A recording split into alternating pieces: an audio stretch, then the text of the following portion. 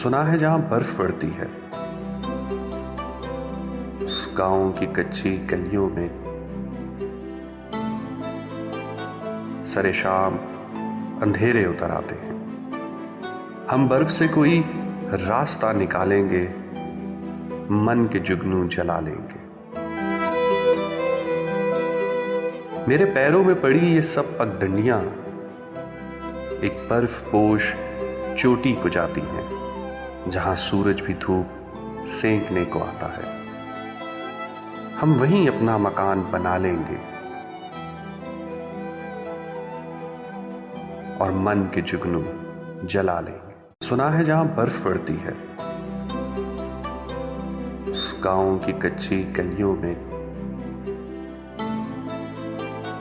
सरे शाम अंधेरे उतर आते हैं।